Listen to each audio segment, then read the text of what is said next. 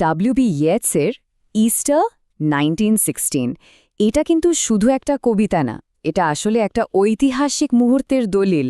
ভাবুন তো, একটা বিদ্রোহের গল্প যা কিনা একেবারে সাধারণ কিছু মানুষকে রাতারাতি হিরো বানিয়ে দিল আর আয়ারল্যান্ডের ভাগ্যটাই চিরদিনের জন্য বদলে দিল। চলুন আজ আমরা এই কবিতার গভীরে ডুব দিই আর দেখি কিভাবে সেই ঐতিহাসিক পরিবর্তনটা ঘটেছিল। কবিতার সবচেয়ে বিখ্যাত লাইনটাই হল আ টেরিবল বিউটি ইজ বর্ন, মানে এক ভয়ঙ্কর সৌন্দর্যের জন্ম হল।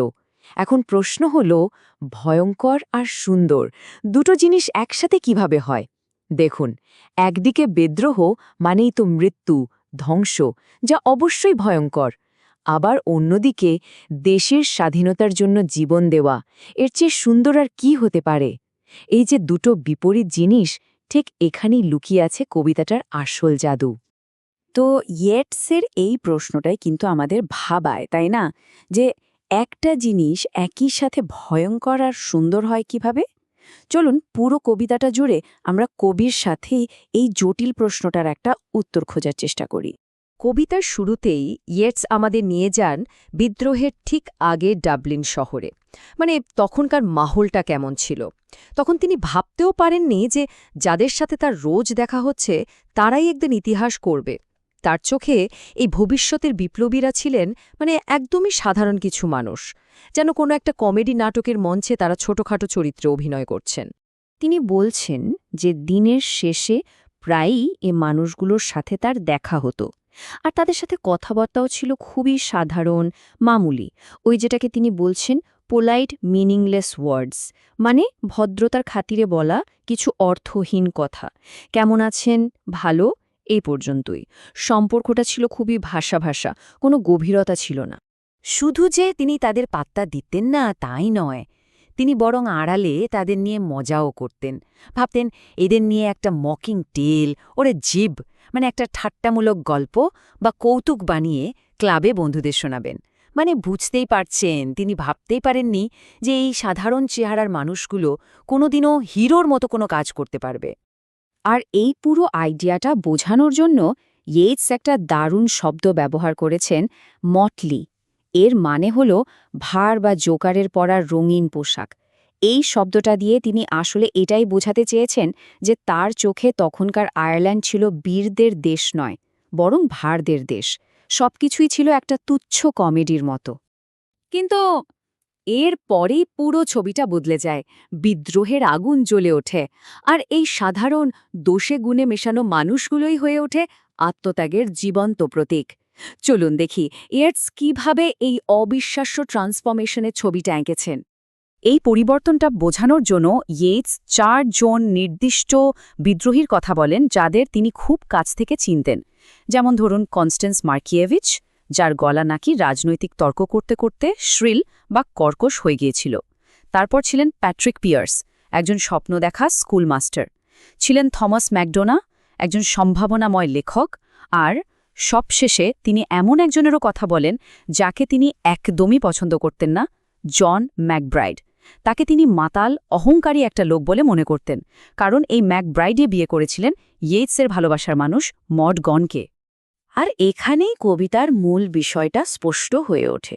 দেখুন, একদিকে তাদের এই সব মানবিক খুঁত, কেউ মাতাল, কারো গলা কর্কশ, কেউ আবার দিনের বেলার স্বপ্ন দেখে। কিন্তু যেই না বিদ্রোহটা হলো, তারা সবাই যেন এক হয়ে গেল। তাদের সবার মনে তখন একটাই উদ্দেশ্য, hearts with one purpose alone. আর এই একরোখা সংকল্পটাই তাদের সাধারণ মানুষ থেকে একেবারে অসাধারণ করে তুলল। এই পুরো পরিবর্তনটা বোঝানোর জন্য ইয়েটস একটা অসাধারণ মেটাফোর বা রূপক ব্যবহার করেছেন, পাথর আর নদীর স্রোত।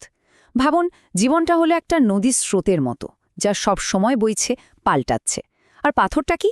পাথরটা হলো বিপ্লবীদের ওই একটাই উদ্দেশ্য, যা এতটাই স্থির, এতটাই একরোখা যে তা যেন জীবনের ওই স্বাভাবিক স্রোতটার মাঝখানে এসে পথ আটকে দাঁড়িয়েছে।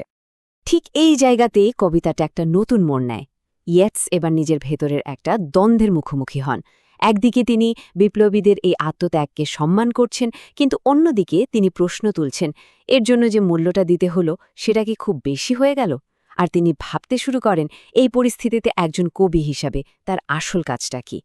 মানে ইটস ভয় পাচ্ছিলেন যে এই চরম আদর্শটা হয়তো তাদের ভেতর থেকে মানবিক অনুভূতিগুলোকেই শেষ করে দিয়েছে। তিনি লিখছেন, too long a sacrifice can make a stone of the heart.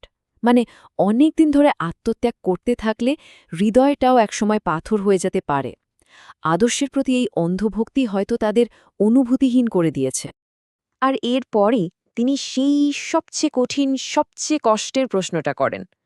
আচ্ছা, এই মৃত্যুগুলোর কি আদৌ কোনো দরকার ছিল? কি হতো যদি ব্রিটিশরা এমনিতেই আয়ারল্যান্ডকে স্বাধীনতা দিয়ে দিত? এই প্রশ্ন, এই আফসোসটা কবিকে ভেতর থেকে একেবারে শেষ করে দিচ্ছিল। কিন্তু শেষ পর্যন্ত ইয়েটস একটা সিদ্ধান্তে আসেন।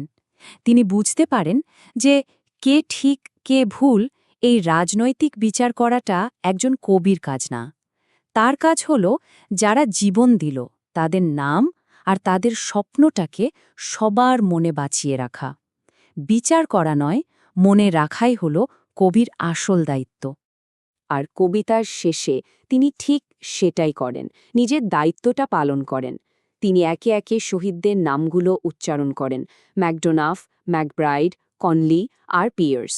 কোনো বিচার না করে তিনি তার কবিতার ছন্দে নামগুলো খোদাই করে দেন, যাতে ইতিহাস তাদের কোনোদিনও ভুলতে না পারে।